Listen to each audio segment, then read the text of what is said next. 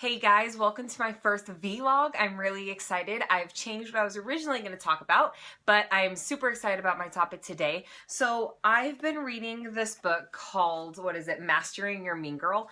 And there are some things in here that are really, really good, especially if you've been having issues with any kind of self-esteem or internal self-talk. But the thing I want to talk about today is what she talks about, and it's called, are you living in love or are you living in fear? And when I first read this, I was thinking, okay, this is super like woo-woo and super new age, and I don't know if I'm really going to get it. But she had us go through these questions, and a few of the questions really struck me, and so I want to read them to you, and then I'll talk about why they struck me so hard. So the first question, and I did okay on this one, the first question, they were examples about the difference between living in fear and living in love.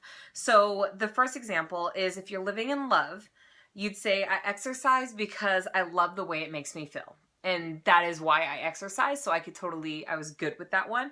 The living in fear one says, I exercise because I hate the size of my bum and thighs and because I'm desperate to fit in my jeans again. And I just know from personal conversations that for many, many women, this is the reason why we get into fitness and health.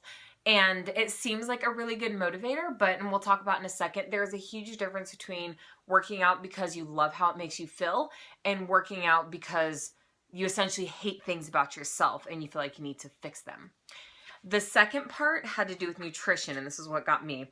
So the second question said, I eat because I honor my temple and want to give it the best quality nourishment I can. That's living in love. The second one says, I limit and restrict what I eat out of fear of getting fat. Now, if you know a little bit about my history, you know that I have overcome an eating disorder when I was in high school. I lost about 25 to 30 pounds in a very quick amount of time, and I'm 5'9", and let's just say, I'm in good shape now. I weighed 25 pounds less than I currently do, so you can imagine how thin I was. And I have always been very proud of overcoming that eating disorder, and even though sometimes it is still a struggle, I feel like I have a pretty good handle on my nutrition. However, when I read this quote, I realized that I am still, when it comes to my food, I am still living and operating in fear. When I try to eat clean and try to eat healthy, my motivation is not coming from one of love, where I'm eating healthy because I want to do what's best for my body.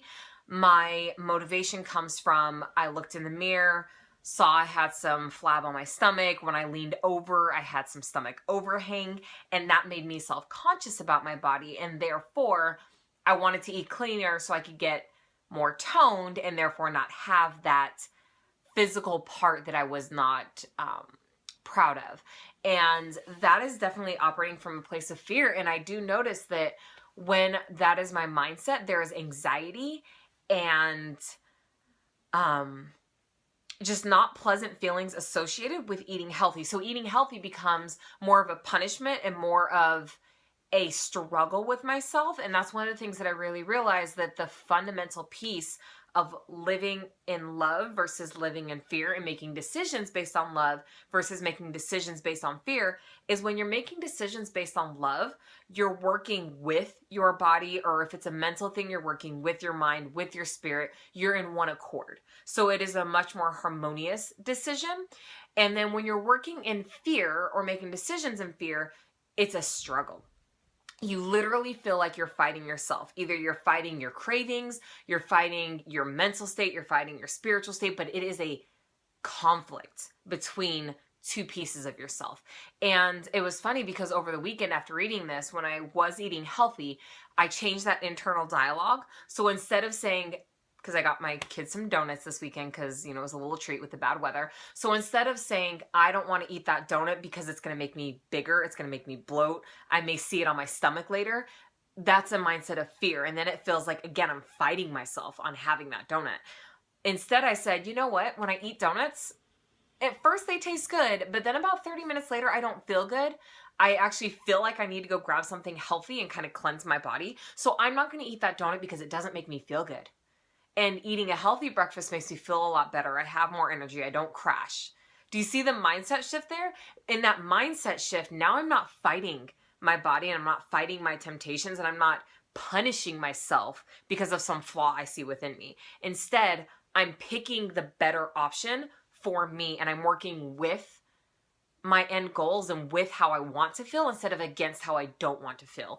And so the big thing for me just reading this is really, really, because part of my mission, my goal is to help women love themselves. That doesn't mean that you don't acknowledge areas of improvement. It doesn't mean that you aren't striving to get better, but it means that while you are doing that, you're not hating yourself.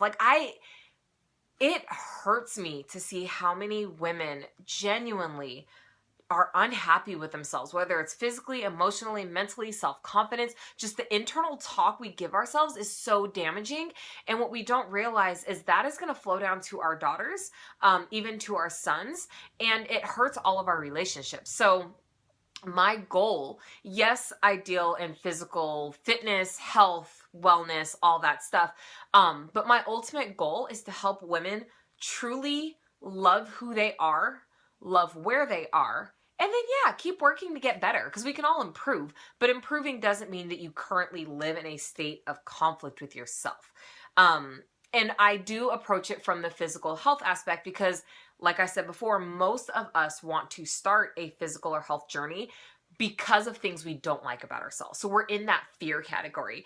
And what I've noticed with myself and with the people I'm helping is, yes, we're tackling things from a physical state, but by attacking things physically, it flows into other areas. So when people come to me and they're like, man, I was able to do a workout that I couldn't do last time, they're building their self-confidence. They're overcoming things that they didn't think they could do. They're learning how to eat and feel better. And when people message me and say, I just feel better, like I don't even care about the weight at this point. I feel healthier. I have more energy. I'm better able to interact with my kids. It becomes about so much more than that fear category of, I don't like the way I look in these clothes. And it becomes more about, gosh, I just feel better. And I'm more confident, and I'm able to play with my kids, and I'm able to get my kids active with me. Because I know for me, that's a huge thing, is when my kids jump in, and whether they're bopping around me or they're actually working out, they're involved with me, and it's a good bonding time.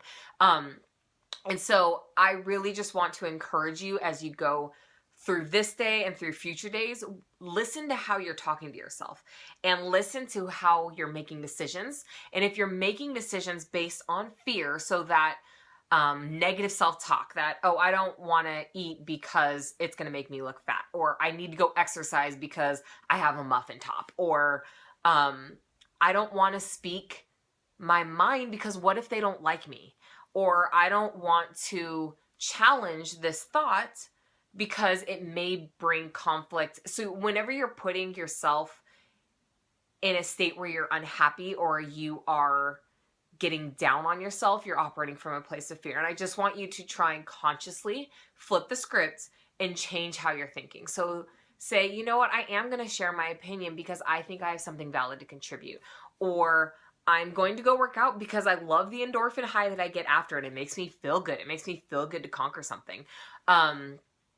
So that's pretty much all I have to say for today. I really am just grabbing onto this thought of living out of love instead of living out of fear.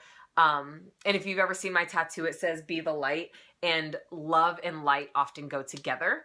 And that love is the light inside of you. And we need to shine more often. So I hope that wasn't too new age for everybody, but I really, really just want to do a little encouragement today. So thank you for cluing into my first one. That went a little longer than I thought. But I hope you guys have a safe and warm day, and I will see you guys next time.